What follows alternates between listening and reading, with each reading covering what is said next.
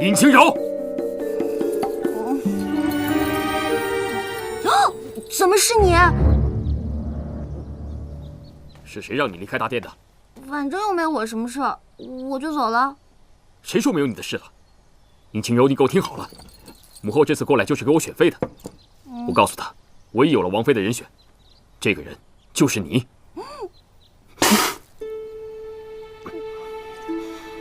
对不起，对不起，别动了。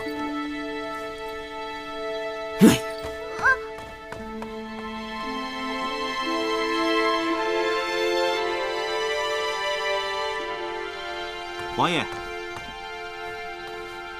独孤，听闻王爷要迎娶王妃，在下也没什么好送的，就提前送2瓶好酒，预祝王爷百年好合。独孤，你这是真心的吗？王爷为什么觉得我不是真心的？我当你是兄弟。今日你老实告诉本王，你是否对那个尹清柔有意啊？我说过，我关心她，只是因为她是王爷身边的人。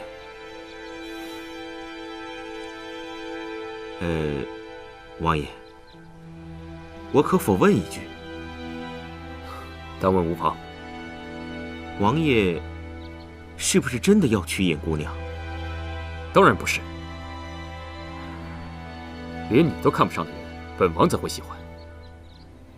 我不过是用那个尹清柔来吓一吓母后，看她日后还敢逼婚于我。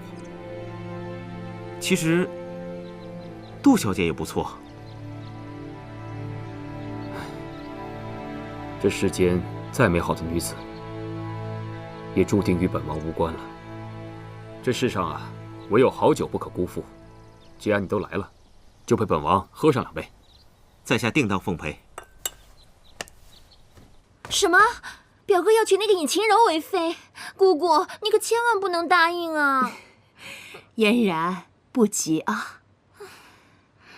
我4个儿子里面，老大最英勇，老2最孝顺，老4最风流，唯独这个老3，从小沉默寡言，从不爱与人说话。所以他的王妃呢，除了能帮他打理王府事务，为皇族绵延皇嗣以外，还能帮他在朝堂上笼络人心。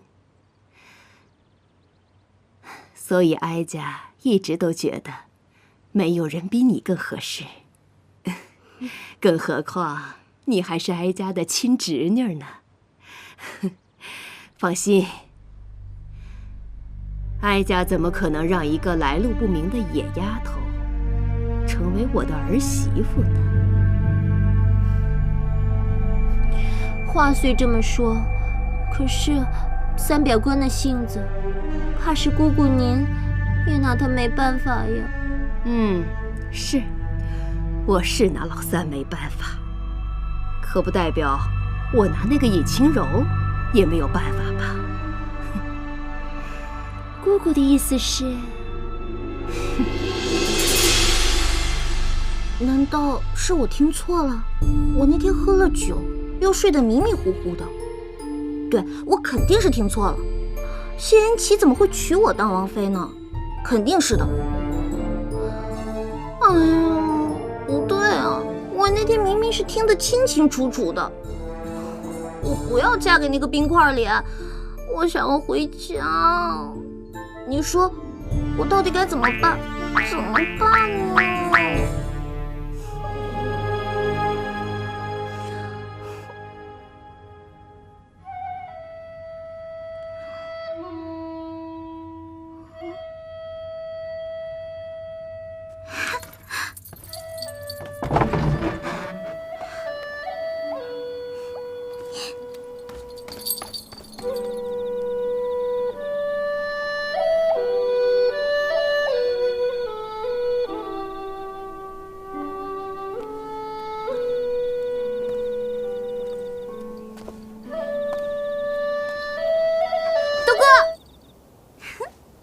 我大老远啊就听见你的笛声了，我顺着就过来了。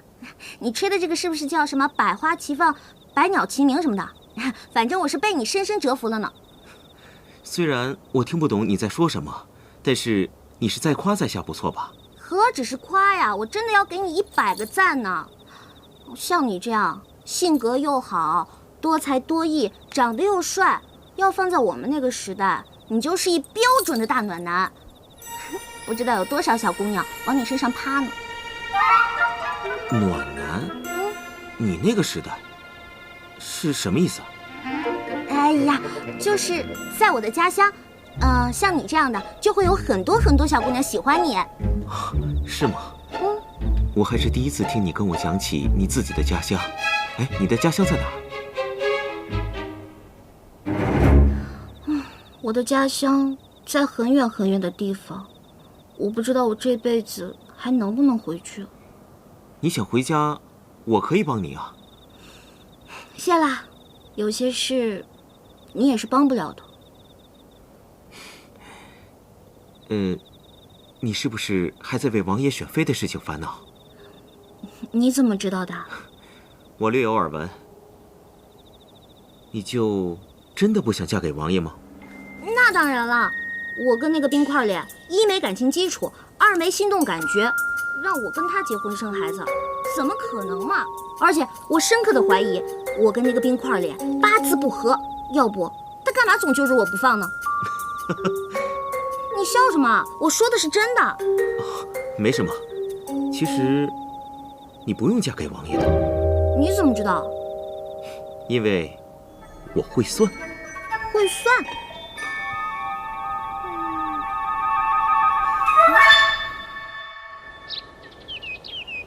哎呀，小姐，你就赶紧起来吧。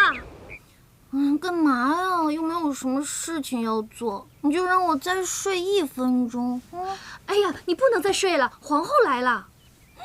什么？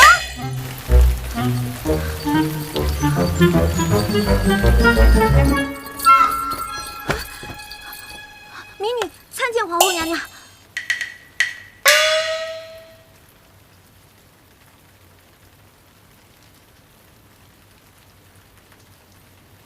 小秋子，在。尹晴柔接旨，奉皇后慈谕，特召尹晴柔入宫学习宫中礼仪，以3月为限。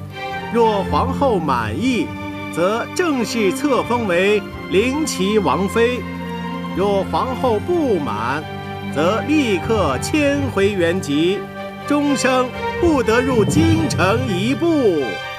钦此。